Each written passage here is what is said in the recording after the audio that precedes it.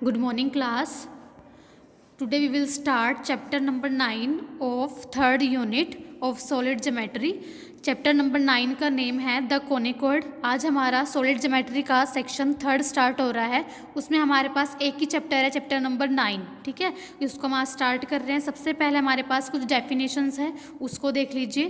देखो, कोनिकॉइड हम 3D में काम करते हैं, जिसमें हम एक्स एक्सिस, वाई एक्सिस और जेड एक्सिस, तीनों एक्सिस की बात करेंगे। X axis, y axis and z axis. ठीक है, तो आपने 11th में कोनिक सेक्शन पढ़ा होगा। कोनिक सेक्शन में हम ओनली 2D के 2 एक्सिस के ऊपर ही काम करते थे, 2D में काम करते थे, जहाँ पे आप ओनली एक्स एक्सिस और वाई एक्सिस की बात करते थे। ये हमारा एक्स एक्सिस और ये हमारा वाई एक्सिस। ठीक है, वहाँ पे आपने क्या क्या पढ़ा है 2D में? हमने वहाँ पे कोनिक सेक्शन में हमने पढ़ा है इलिप्स के बारे में पढ़ा है। ठीक है, हमने वहाँ पे पैराबोला पढ़ा है और वहाँ पे हमने हाइपरबोला पढ़ा है।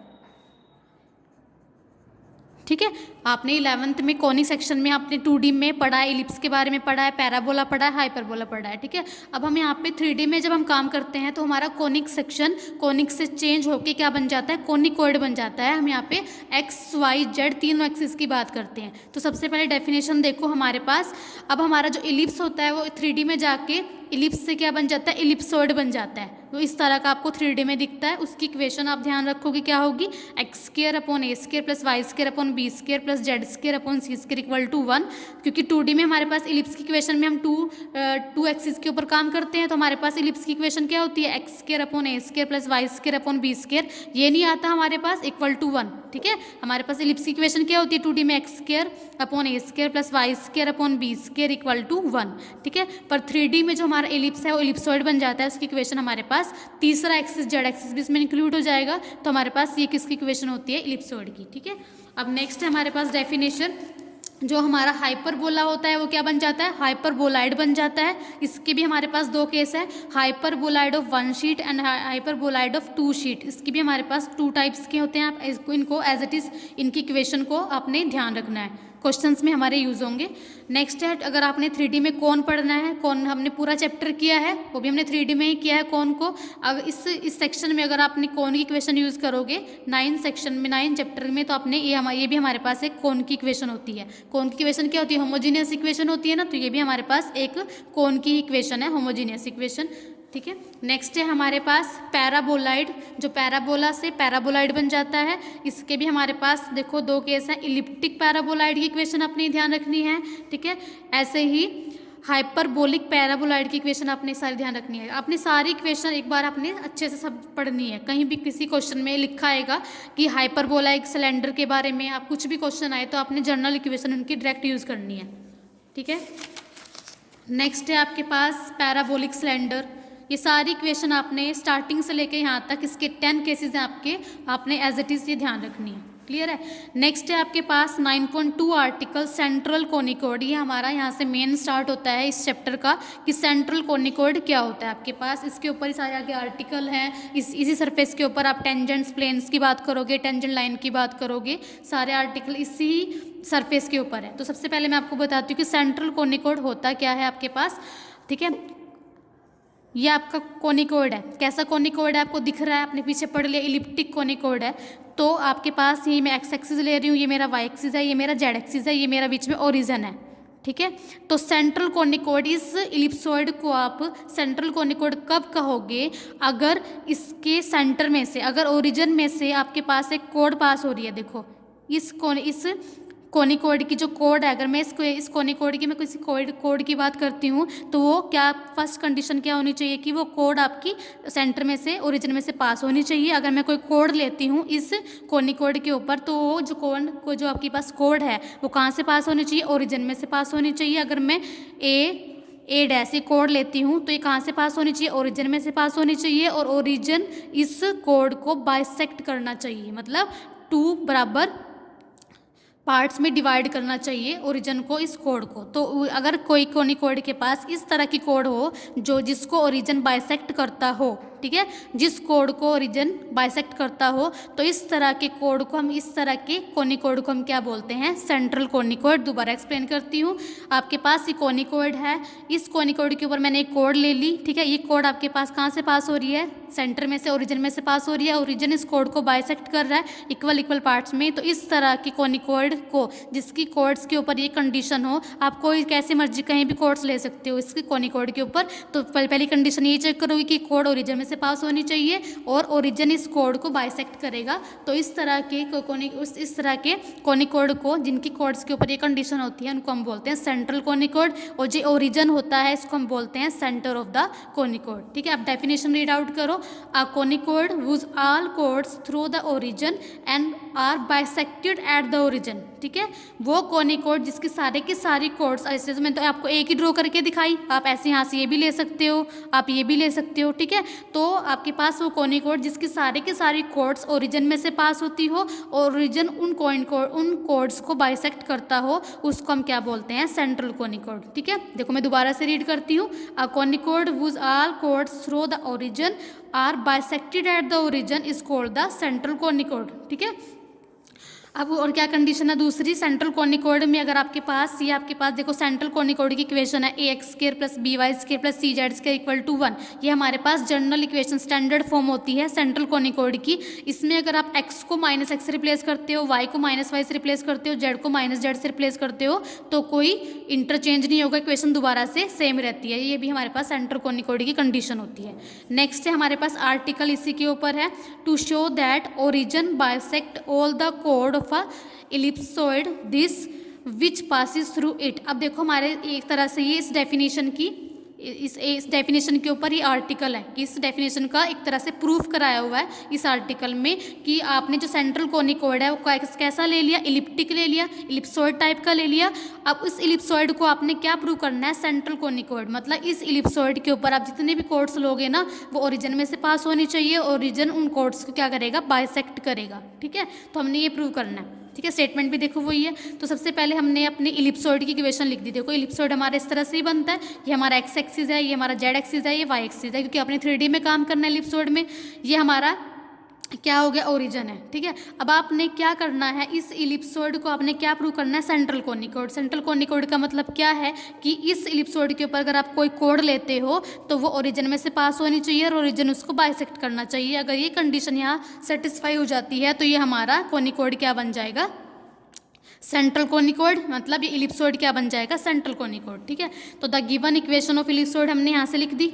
क्लियर है, तो हमने क्या काम किया, सबसे पहले मैंने कोड बनानी है, कोड लेनी है। ठीक है, तो हमारे पास 2 पॉइंट से तो कोड बनेगी, तो मैंने सबसे पहले एक पॉइंट ले लिया, ए पॉइंट, क्योंकि पॉइंट से तो कोड बनेगी, एक लाइन ही तो होती है ना कोड हमारे पास। तो मैंने पॉइंट ले लिया, ए पॉइंट, उसके कोऑर्डिनेट मैंने सेट कर दिए x1, क्योंकि मैंने 3D में पॉइंट लेना, x1 y1 z1। मैंने क्या लिया, एक कोनिकोड लिया, इलिप्सॉइड ले लिया मैंने, इलिप्सॉइड के ऊपर मैंने एक पॉइंट ले लिया, x1 y1 z1, x axis y axis, क्योंकि 3D में है ना, तो x axis y axis z axis तीनों से हमारा ये पॉइंट बनेगा x1 y1 z1। ठीक है, अब मेरे पास ये एक है इलिप्सॉइड हमारा, इसके ऊपर मैंने पॉइंट लिया। अगर मैंने इसके ऊपर पॉइंट लिया है तो ये क्या काम करेगा, अपने सरफेस को सेटिस्फाई करेगा। इसका मतलब ये पॉइंट इलिप्सॉइड की इक्वेशन को सेटिस्फाई करेगा। तो लेट हमने सबसे पहले पॉइंट कंसीडर किया, क्योंकि सरफेस के ऊपर है तो सरफेस की इक्वेशन को सेटिस्फाई करेगा। इसको मैं ऐसे भी लिख सकती हूँ, -x1 का स्क्वायर, क्योंकि स्क्वायर में कोई फर्क नहीं पड़ेगा, -y1 का स्क्वायर -z1 का स्क्वायर इज इक्वल टू 1। अब आप देख रहे हो कि x1 के प्लेस से -x1 आ रहा है, y1 के प्लेस से -y1 आ रहा है, z1 के प्लेस से -z1 आ रहा है। ठीक है, तो भी ये पॉइंट किसको सेटिस्फाई कर रहा है, हमारी सरफेस इक्वेशन को सेटिस्फाई कर रहा है। ये पॉइंट होगा कहाँ पे, नेगेटिव पॉइंट तो यहीं पे होगा ना, क्योंकि x भी नेगेटिव यहाँ पे होगा। ठीक है, और हमारा z एक्सिस का जो नेगेटिव पॉइंट लोगे, ये पॉइंट यहाँ पे होगा ना, यहाँ पे x भी हमारा नेगेटिव होगा, -x1।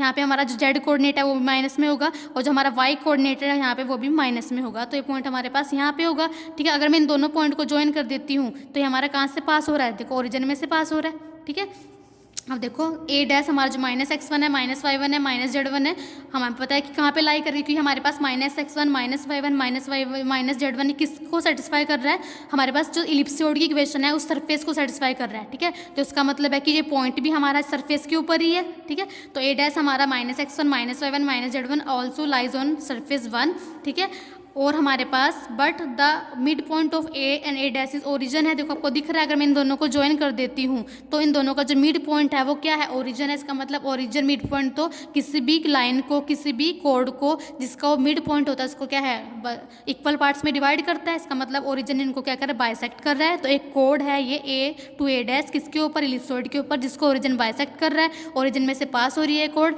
ठीक है। तो इस इलिप्सॉइड को हम क्या बोलेंगे, जिसके ऊपर ये कोड है, सेंट्रल कोनिकोइड, ठीक है। अब आप पढ़ लीजिए यहाँ पे क्या लिखा हुआ है। बट हमारे पास जो मिड पॉइंट है ए और ए डैश का वो ओरिजिन है, हेंस ओरिजिन बाइसेक्ट करेगा इस तरह की सारी कोड्स को, ठीक है, on the ellipsoid which passes through the origin और कॉल्ड द सेंटर, जिसको हम सेंटर बोलते हैं इलिप्सॉइड का, ठीक है, ओरिजिन को। तो दस इलिप्सॉइड हमारा क्या बन गया, सेंट्रल कोनिकोइड। क्लियर है, क्योंकि इलिप्सॉइड की जो हमने कोड ली थी उसको ओरिजिन बाइसेक्ट कर रहा है, तो जो हमारा इलिप्सॉइड क्या बन गया, हमारा सेंट्रल कोनिकोइड। क्लियर है। नेक्स्ट देखो, standard form of the equation of a central ellipsoid, ठीक है। अब स्टैंडर्ड फॉर्म मैंने आपको बता दिया कि A X square plus B Y square plus C Z square equal to 1 ही हमारे पास क्या होती है, स्टैंडर्ड फॉर्म होती है सेंट्रल कोनिकोइड की, ठीक है। अब आपने कोनिकोइड भी बहुत सारे, मैंने स्टार्टिंग में डेफिनेशन बताई है कि कोनिकोइड आपके पास इलिप्सॉइड भी हो सकता है, हाइपरबोलाइड 1 सीट भी हो सकता है, हाइपरबोलाइड 2 सीट भी हो सकता है, पैराबोलाइड भी हो सकता है, कई तरह के पढ़े हैं ना आपने, ठीक है। अब ये आपके पास सेंट्रल कोनिकोइड तो है, पर किस टाइप का है वो आपको ए बी सी से पता लगेगा कि ये आपका इलिप्सॉइड बन रहा है, हाइपरबोलाइड बन रहा है। तो ये केस है, ये आपने एज इट इज़ ध्यान रखने हैं कि आपके पास ये central conicoid A X square plus B Y square plus C Z square equal to 1, इसको हम, सेंट्रल कोनिकोइड तो है, इसको हम इलिप्सॉइड कब बोलेंगे, अगर आपके पास ए बी सी के ऊपर ये कंडीशन होगी कि ए बी सी तीनों के तीनों क्या होंगे, पॉजिटिव। क्लियर है, क्योंकि हमारे पास इलिप्सॉइड की जो इक्वेशन होती है उसमें हमारा ए बी सी तीनों पॉजिटिव होते हैं। क्लियर है। अब इसको ही हम हाइपरबोलाइड ऑफ 1 शीट कब बोलेंगे, सेंट्रल कोनिकोइड को हम हाइपरबोलाइड ऑफ 1 शीट कब बोलेंगे, अगर one of a b c is negative, ठीक है। अगर इन तीनों में से कोई एक नेगेटिव होगा और दो क्या होंगे, पॉजिटिव होंगे। क्लियर है। देखो आप हाइपरबोलाइड ऑफ 1 शीट की इक्वेशन भी देख लीजिए, उसमें हमारे पास ये तो आता है कि ए यहाँ भी पॉजिटिव, यहाँ भी पॉजिटिव, नेगेटिव आता है, ठीक है। तो इसी के अकॉर्डिंग ये डेफिनेशन बनी हुई है कि आपके पास ए इन तीनों में से एक नेगेटिव होगा, दो पॉजिटिव होंगे, तो आपके पास ये 1 सीट का हो जाएगा। हाइपरबोलाइड, इस सरफेस को, इस सेंट्रल कोनिकोइड को हाइपरबोलाइड ऑफ 2 शीट्स तुम कब कहोगे, अगर आपके पास इन तीनों में से ए बी सी डी में से अगर दो तो आपके पास नेगेटिव हो जाए और 1 क्या हो जाए, पॉजिटिव, ठीक है। जब आप कंपेयर करोगे ना, कि हम क्वेश्चंस करेंगे, आप इससे सरफेस से कंपेयर करके वैल्यू निकालोगे, ठीक है। तो अगर आपके पास इन तीनों में से, आपने इससे केस ध्यान रखने, जस्ट आपको केस बता रही हूँ, आगे हम क्वेश्चन करेंगे वहाँ आप देखोगे कि अगर इन तीनों में से, अगर ए बी सी में से अगर मान लो ए की वैल्यू -9 आ गई, बी की वैल्यू कितनी आ जाएगी, -6, ठीक है, और सी आपका 7 आ गया, ठीक है। तो हमारे दो आपके पास नेगेटिव हो गए, एक पॉजिटिव होगा, तो उसका बोलेंगे हाइपरबोलाइड ऑफ 2 शीट्स। क्लियर, क्योंकि दो नेगेटिव है। और एक हमारे पास केस होता है वर्चुअल एलिप्सॉइड, अगर आपके पास तीनों के तीनों ही नेगेटिव हो जाए, ए भी नेगेटिव आ जाए, बी भी नेगेटिव आ जाए, सी भी नेगेटिव हो जाए, तो इसको हम बोलेंगे वर्चुअल एलिप्सॉइड, ठीक है। खाली एलिप्सॉइड कब होगा, अगर तीनों पॉजिटिव है, और वर्चुअल एलिप्सॉइड कब होगा, अगर तीनों नेगेटिव है। उसके बाद आपने ये कुछ नहीं करना, उसके बाद डायरेक्ट आपने आना है पेज नंबर 9.10 पे, वहाँ पे आर्टिकल है 9.7, बीच वाला आपने कुछ भी नहीं करना, ठीक है। तो आपके पास सीधा आर्टिकल है 9.7, आर्टिकल इलिप्सॉइड ऑफ रिवोल्यूशन, ठीक है, इलिप्सॉइड ऑफ रिवोल्यूशन। इसमें क्या होगा आपके पास, मान लीजिए एक्स एक्सिस है, ये आपका वाई एक्सिस है, ये एक्स एक्सिस है, ये जेड एक्सिस है, ठीक है। तो इलिप्सॉइड ऑफ रिवोल्यूशन में क्या होगा, आपके पास ये इलिप्सॉइड है, मान लो यहाँ पे आपके पास इलिप्सॉइड बन रहा है एक्स स्क्वायर अपॉन ए स्क्वायर प्लस वाई स्क्वायर, जिसकी जनरल इक्वेशन ये है, plus z square upon c square equal to 1। तो इलिप्सॉइड ऑफ रिवोल्यूशन में क्या होगा कि इसकी किन्हीं दो एक्सिस की लेंथ क्या होगी, सेम होगी। मान लीजिए मैं एक्स एक्सिस पे यहाँ से यहाँ तक की लेंथ ए ले रही हूँ, जेड एक्सिस पे भी यहाँ से यहाँ तक की लेंथ ए ले रही हूँ, यहाँ पे क्या बी ले रही हूँ, ठीक है। तो मेरे पास क्या केस होगा कि इसमें किन्हीं भी दो एक्सिस की लेंथ क्या सेम होगी, ठीक है, कि हमारा जो ए स्क्वायर हो जाएगा, देखो इसमें ए स्क्वायर किसके बराबर है, सी स्क्वायर के बराबर है ना, तो ए स्क्वायर इज इक्वल टू इस केस में, क्योंकि हम जेड एक्सिस पे सी लेते हैं लेंथ को, ठीक है, यहाँ से लेके यहाँ तक की लेंथ को हम सी लेते हैं ना, इस केस में मैंने दोनों सेम लिया, तो मेरा A square equal to C square है, ठीक है।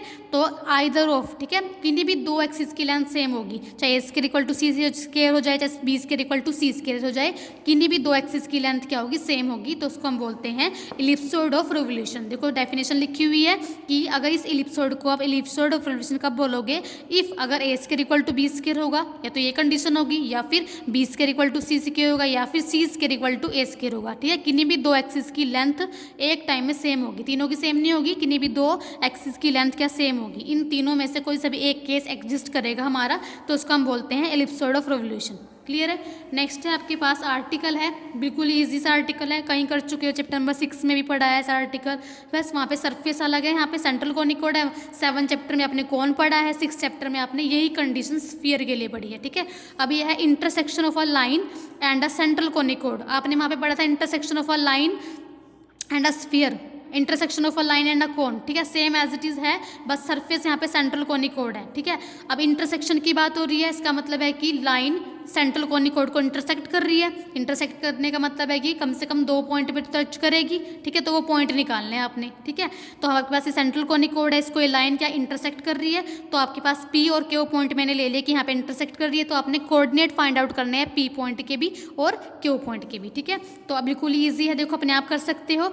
तो एक लाइन ली मैंने, अब लाइन है हमारे पास, मैं ले लेती हूँ अपनी तरफ से कि जो मेरी लाइन है ये मेरे पास इस पॉइंट में से पास हो रही है, x1 y1 z1, इसका नाम मैं a ले लेती हूँ। ठीक है, तो a line through a given point x1 y1 z1 meets the central conicoid this in p and q, तो find the point of intersection. आपके पास स्टेटमेंट से भी आ सकता है आर्टिकल। ठीक है, अगर डायरेक्ट ऐसा है तो अपनी स्टेटमेंट लिखनी पड़ेगी। तो सबसे पहले हमने अपना सेंटर कोनिकोड लिख दिया।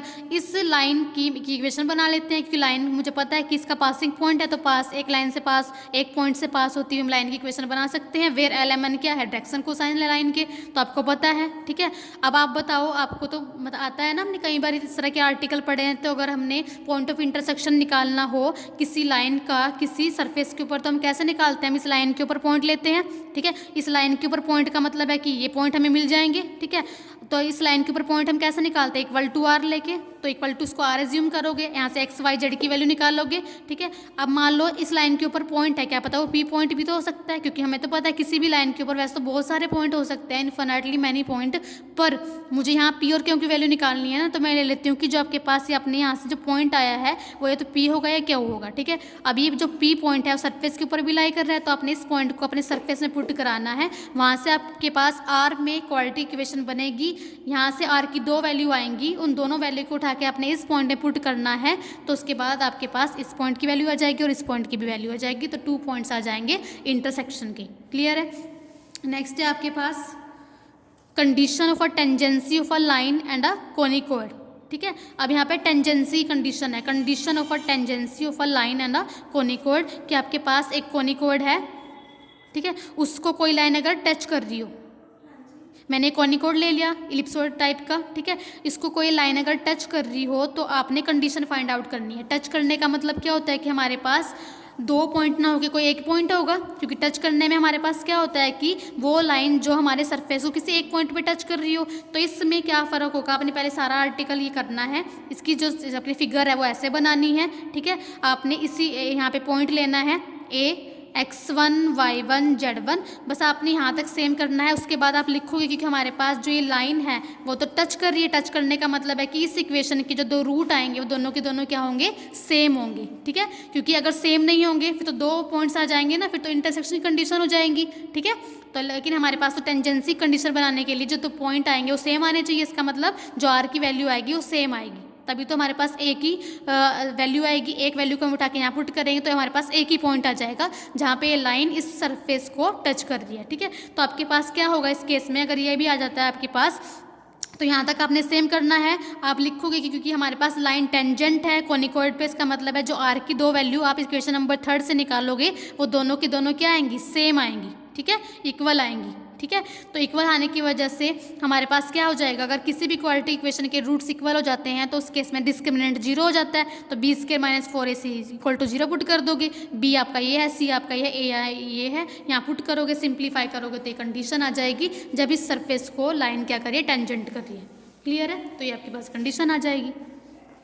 नेक्स्ट एक रिजल्ट ध्यान रखना है, all plane section of a central conicoid are conic. अगर किसी सेंट्रल कोनिकोइड को, मान लीजिए आपके पास सेंट्रल कोनिकोइड है, अगर कोई इसको प्लेन कट करता है, ठीक है, अगर किसी प्लेन ने इसको कट किया, टच किया, ठीक है, कुछ भी कह लीजिए, तो आपके पास जो सरफेस मिलता है ना, जो बचा हुआ सरफेस मिलता है वो क्या मिलता है, कोनिक मिलता है।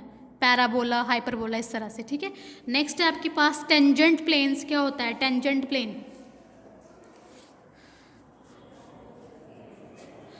फॉर एग्जाम्पल अगर आपके पास कोनिकोड है, ठीक है, तो ये एक लाइन है जो टेंजेंट है इस सरफेस के ऊपर पी पॉइंट पे, ठीक है।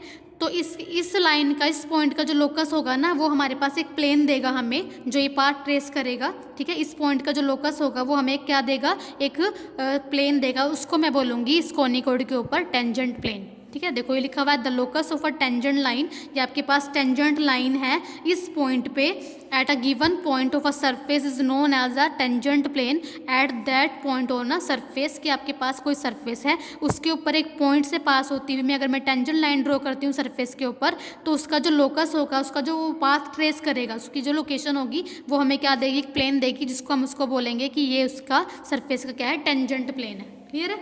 तो टच कर रहा है एक पॉइंट पे। नेक्स्ट है आपने इक्वेशन बनानी है टेंजेंट प्लेन की, equation of the tangent plane की इक्वेशन, इस टेंजेंट प्लेन की इक्वेशन निकालनी है, जैसे आपने चैप्टर 6 में भी किया है, 7th में भी किया है। तो वही है, आपके पास एक सरफेस है, सेंट्रल कोनिकोड है, इसके ऊपर ये टेंजेंट प्लेन है, ठीक है। इस पॉइंट के ऊपर ये टेंजेंट प्लेन है, x1 y1 z1, मैं ले लूँगी पॉइंट। तो आपने इस टेंजेंट प्लेन की इक्वेशन निकालनी है। तो सबसे पहले देखो, इसमें यहाँ तक थोड़ा सा आर्टिकल इसके जैसा भी करना है। The given equation of a central conicoid लिख दी मैंने।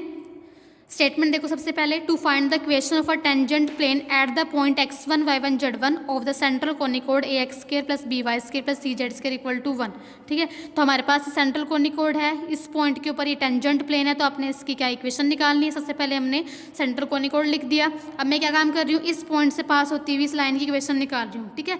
तो any line passing through x1 y1 z1, same S यहाँ से सेम करना है। इस लाइन के ऊपर पॉइंट निकाल दोगे इक्वल टू आर लेके, ठीक है। अब ये पॉइंट है सरफेस के ऊपर भी लाई करेगा, वहाँ पुट करा दोगे, ठीक है। यहाँ से आपके पास r² में क्वाड्रेटिक इक्वेशन आ जाएगी। क्लियर है? उसके बाद आप क्या काम करोगे, क्योंकि हमारे पास ये लाइन तो टेंजेंट है ना, इसका मतलब जो r की दो वैल्यू अलग अलग ना आके सेम आएंगी, ठीक है। तो लाइन 2 इज अ टेंजेंट, हमारे पास जो लाइन है जिसकी हमने इक्वेशन निकाली है टेंजेंट है हमारे पास कोनिकोड के ऊपर, तो जो हमारे पास रूट्स आएंगे वो इस इक्वेशन की, इक्वेशन नंबर 3 के इक्वल आ जाएंगे, ठीक है। जैसे हमने यहाँ पे लास्ट आर्टिकल में भी किया था।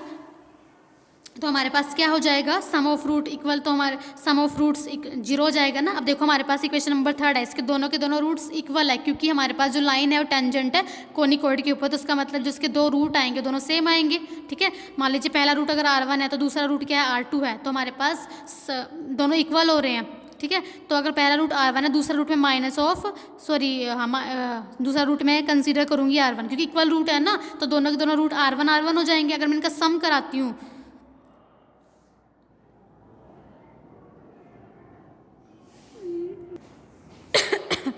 अच्छा उससे पहले एक चीज़ देखो, आपके पास देखो मैंने आपको क्या बताया, क्योंकि ये लाइन आपके पास क्या है, ये टेंजेंट है इस कोनिकोड के ऊपर, तो हमारे पास इस लाइन से हमारे पास जो हमने पॉइंट निकाला था उसको मैंने सरफेस में पुट किया था, हमारे पास आर में क्वाड्रेटिक इक्वेशन आई, आपको पता है, ठीक है।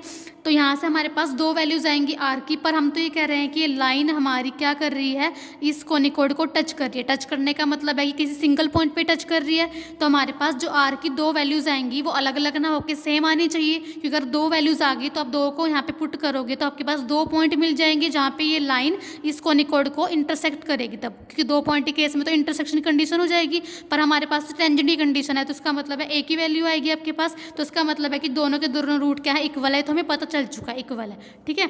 अब उसके बाद देखो हम अपने क्या निकालते हैं, टेंजेंट प्लेन की इक्वेशन निकालने से पहले हम क्या कर रहे हैं, एक कंडीशन देखो, मुझे पता है कि ये पॉइंट सरफेस के ऊपर है x1 y1 z1, तो सरफेस की इक्वेशन को सेटिस्फाई करेगा। तो मैंने क्या काम कराया, यहाँ पे x1 है, यहाँ पे y1 है, यहाँ पे z1 मैंने पुट करा दिया, क्योंकि ये सेटिस्फाई करेगा सरफेस इक्वेशन को कि ये पॉइंट हमारा सरफेस के ऊपर है, तो उसको मैं ऐसे लिख सकती हूँ। क्लियर है? अब आपको पता है किसी भी क्वाड्रेटिक इक्वेशन जो हमारे पास जनरल इक्वेशन होती है वो होती है ax² plus bx plus c equal to 0। तो इस क्वाड्रेटिक इक्वेशन में हमारे पास क्या कंडीशन होती है कि जो उसका product of root product of root किसके बराबर होता है, C/A के, ठीक है। तो हमारे यहाँ पे इस ये भी हमारे पास एक क्वाड्रेटिक इक्वेशन है, तो उसका प्रोडक्ट ऑफ रूट अगर मैं निकालना चाहूँ तो C/A क्या हो जाएगा, ये C है हमारा, और कोफिशिएंट ऑफ R² मेरा क्या है, R में है ना क्वाड्रेटिक इक्वेशन, तो ये मेरा A है, तो C/A हमारा ये हो जाएगा, यहाँ से C, यहाँ से ये मेरा A हो गया, ठीक है। अब आप उसके बाद अब देखो ये कंडीशन तो मेरा इक्वल टू 0 है, तो मेरा ये क्या आ गया, 0 के बराबर आ गया, ठीक है। तो प्रोडक्ट ऑफ रूट हमारा क्या आ गया, 0 के बराबर आ गया, ठीक है। अब देखो अब यहाँ से अगर आप ये वाली वैल्यू, ठीक है, यहाँ पे पुट कर देते हो, क्योंकि मुझे पता है AX² + BY² + CZ² -1 = 0, यहाँ से आप इस कंडीशन को 0 पुट कर रहे हो, ठीक है। अगर आप इसको यहाँ पुट कर देते हो, ये निकालने की आपको कोई नीड भी नहीं है वैसे, अगर आप इस कंडीशन का यूज़ इक्वेशन नंबर 3 में करते हो, इस सारी की सारी वैल्यू क्या हो जाएगी, मेरे पास 0 हो जाएगी इस इक्वेशन से। तो आपके पास इक्वेशन किस में बचेगी, R² × दिस + 2R × दिस = 0। तो हमारे पास क्या बचेगा, देखो मैं लिख के दिखा रही हूँ आपको, हमारे पास बचेगा R², ये ब्रैकेट वाली टर्म सारी की सारी, प्लस 2R, ऐसे हमने स्फीयर में भी टेंजेंट प्लेन केस में किया है, ये सारी की सारी बचेगी हमारे पास टर्म, और ये टर्म हमारे पास 0 होगी, = 0, ठीक है। इस इक्वेशन को देखो, ये वैल्यू मैंने यहाँ से 0 पुट कर दी है, हमारे पास इक्वेशन नंबर 3 इसमें रिड्यूस हो जाएगी। अब यहाँ से आप R कॉमन ले सकते हो, तो हमारे पास टर्म है ही नहीं, यहाँ से आप R कॉमन ले सकते हो, तो आपके पास क्या बचेगा अंदर, यहाँ से अगर आप यहाँ से R कॉमन लेते हो तो आपके पास यहाँ से क्या बचेगा, R, यहाँ से एक R बचेगा इंटू ब्रैकेट वाली टर्म, प्लस यहाँ से R बाहर जाएगा 2 इंटू ये, हमारे पास सारा का सारा बचेगा। अब आप जब इसको कंपेयर कराओगे तो आपके पास एक तो R की वैल्यू 0 मिलेगी आपको, और एक यहाँ से आपके पास जो भी R की वैल्यू आती होगी, ठीक है। पर आप तो ये कह रहे हो कि इस इक्वेशन के जो रूट हैं, इस इक्वेशन के रूट है वो दोनों के दोनों क्या इक्वल है, तो इसका मतलब यहाँ से अगर मेरे R की वैल्यू 0 आ रही है तो दूसरा रूट भी इसका 0 ही होना पड़ेगा, तभी तो हमारे पास टेंजेंट की कंडीशन सेटिस्फाई होगी, तभी तो हमारे पास R की सिंगल वैल्यू आएगी। तो इस वाले केस को आप निगलेक्ट करोगे, ओनली R = 0 आप कंसिडर करके चलोगे, जो दूसरा रूट आएगा वो भी आपने R = 0 ही लेना है, क्योंकि हमारे पास दोनों के दोनों रूट की हम कह रहे हैं कि इक्वेशन नंबर 3 के दोनों के दोनों रूट्स के यहाँ इक्वल है, क्लियर है। तो R = 0, दूसरा रूट भी हमारा R = 0 है, तो हमारे पास सम ऑफ रूट क्या हो जाएगा, दोनों रूट 0 हो गए, तो हमारे पास सम ऑफ रूट यानी कि R1 भी 0 हो गया, R2 भी 0 हो गया, तो सम ऑफ रूट क्या हो जाएगा 0। सम ऑफ रूट आपके पास क्या होता है, -B/A = 0, ठीक है। तो B क्या है हमारे पास, R का कोफिशिएंट, ठीक है, कोफिशिएंट ऑफ R = 0, क्योंकि B हमारे पास क्या होता है, कोफिशिएंट ऑफ R यानी कि 2 इंटू दिस हमारा क्या हो जाएगा 0, तो हमारा कोफिशिएंट ऑफ R 0 हो जाएगा, तो हमारा सारा 0 हो गया, ठीक है। तो आपके पास ये कंडीशन आ गई किसकी, जब कोई लाइन आपके पास टेंजेंट थी किसके ऊपर, कोनिकॉइड के ऊपर। अब अपने क्या काम करना है, यहाँ से LMN को एलिमिनेट करना है इक्वेशन नंबर 2 का यूज़ करके। इक्वेशन नंबर 2 से आप L की वैल्यू निकाल सकते हो, इक्वेशन नंबर 2 से देखो L की वैल्यू = R एज्यूम कर लो इसको, तो हमारे पास L की वैल्यू कितनी आएगी, x - x1/R, ठीक है, जैसे हमने यहाँ से लिया है, और हमारे पास L की वैल्यू आएगी x - x1/R, ऐसे हमारे पास M की वैल्यू आएगी y - y1/R, ऐसे ही आप निकालोगे, LMN की वैल्यू निकाल के यहाँ पे पुट करोगे, जो नीचे R कॉमन आएगा उसको 0 पुट कर दोगे, सिंप्लीफाई करोगे तो आपके पास एक किसकी इक्वेशन आ गई, टेंजेंट प्लेन की, ठीक है, किसके ऊपर, सेंट्रल कोनिकॉइड के ऊपर। और देखो बनी कैसे है, अगर आपने जैसे हमने स्फीयर में पढ़ा था सेम ऐसी बनी है। अगर पॉइंट x1 और z1 इस पॉइंट से अगर आपने टेंजेंट प्लेन निकालना हो इस कोनिकॉइड के ऊपर, तो हमने कैसे हमने पढ़ा था, वहाँ पे x² को ब्रेक किया था, x इंटू x में, और x के प्लेस पे x1 पुट कर दिया, y के प्लेस पे y1 पुट कर दिया, और z इंटू z पुट करके z के प्लेस पे z1 पुट कर दिया। तो बनाने का मेथड भी बिल्कुल ईजी है ताकि आपको याद रहे। इसी तरह अगर आपके पास इलिप्सॉइड है उसके ऊपर अगर आपने टेंजेंट प्लेन निकालना है इस पॉइंट से, तो कैसे निकालोगे, x² को ब्रेक करोगे, x इंटू x में, और x के प्लेस पे x1 पुट कर दोगे, एक y के प्लेस पे y1, एक z के प्लेस पे z1, ठीक है। तो अगर इसका प्रूफ आए तो आपने सेम एज इट इज़ करना है जैसे मैंने ये आर्टिकल कराया, क्लियर है। आज के लिए हम इतना ही करेंगे, नेक्स्ट हम स्टार्ट करेंगे नेक्स्ट वीडियो में। Thank you class.